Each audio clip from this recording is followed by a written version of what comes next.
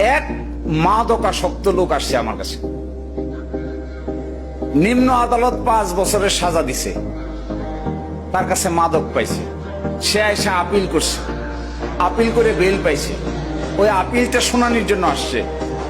আমি গিয়া লোকটাকে জিজ্ঞাসা করলাম, আপনি কি মাদক পাইছে আপনার কাছে? কয় হ স্যার পাইছে। এখন আমার ওকালতি কি? এখন তো আমার 12টা বাজে গেছে গা। এখন আমি কি কইতাম? খুব কোর্টের মধ্যে দাঁড়াই একটু হত বিব্রত।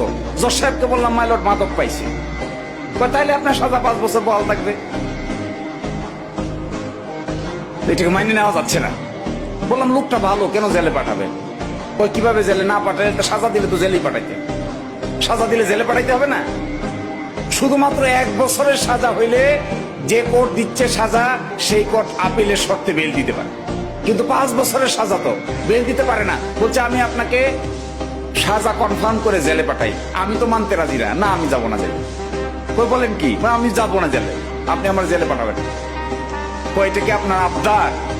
বললাম, না মাই লর্ড, আমার সময় দেন, 2 দিন সময় দেন, জেলে না পাঠায় অন্য ব্যবস্থা করা যায় কিনা আমি বুদ্ধি বাইর করে নিয়ে আসি। 2 দিন পরে খুঁজে খুঁজে বাইর করলাম, জেলে না পাঠায়ও একটা প্রবেশন অর্ডিন্যান্স নামে একটা অর্ডিন্যান্স আছে, যেটা ঘরের ভিতরে থেকে সাজা খাটা যায়। তো উনি আমাকে বলে, আমি গিয়ে 2 দিন পরে কিনে আসছেন, তো আমি গিয়ে ওনাকে বললাম যে আমাকে আপনি বাড়িতে রেখে সাজা দেন। কইটা কি করে সম্ভব? বলে, আইন নিয়ে আসছি। কোথাকার আইন? বলে, দেখেন প্রফেশনাল অর্ডিন্যান্স, দেখেন। প্রফেশনাল অর্ডিন্যান্স পড়লো, ভারতীয় 4-5টা ডিসিশন দেখাইলাম, পাকিস্তান সুপ্রিম কোর্টের 2টা ডিসিশন দেখাইলাম।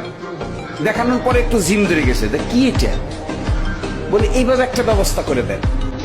বলছে, না না না, আমাদের দেশে হইচই করে যাবে এগুলো করলে।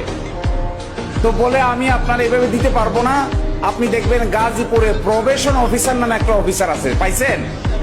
প্রবেশন অফিসার কয়, আমি প্রবেশন অফিসারকে একটা আদেশ দিচ্ছি, এই লোকের স্বভাব চরিত্র কেমন, মাদকাসক্ত তো 5 বছর আগে ছিল, এখন কেমন, এটা খবর নিয়ে আসার জন্য 3 দিনের একটা ইনকোয়ারি রিপোর্ট চাইল। ইনকোয়ারি রিপোর্ট প্রবেশন অফিসার 3 দিন পরে এসে ইনকোয়ারিতে বললো, এই লোকের 3টা মেয়ে আছে, একটা 80 বছর বয়সের মা আছে, আর ওয়াইফ আছে, আর সেই মামলার পর থেকে সে এখন আর মাদক খায় নাই।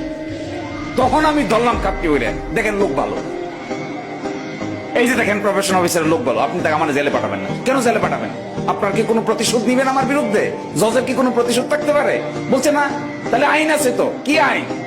আপনি এমন আদেশ দিবেন যে 3টা মেয়েকে সঠিকভাবে লালন পালন করে সে বিয়ে দিবে, আর মাকে তার সারা জীবনের খরচ সহ ট্রিটমেন্ট এমন করে মেনটেন করবে যেন সে বলতে না পারে।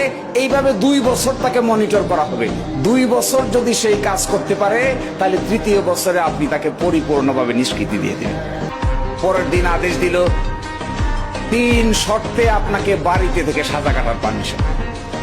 একটা হলো 3 মেয়েরে লালন পালন করে শিক্ষা দীক্ষা সহকারে পাত্রস্থ করতে হবে, আর মাকে সকল টেক কেয়ার করতে হবে।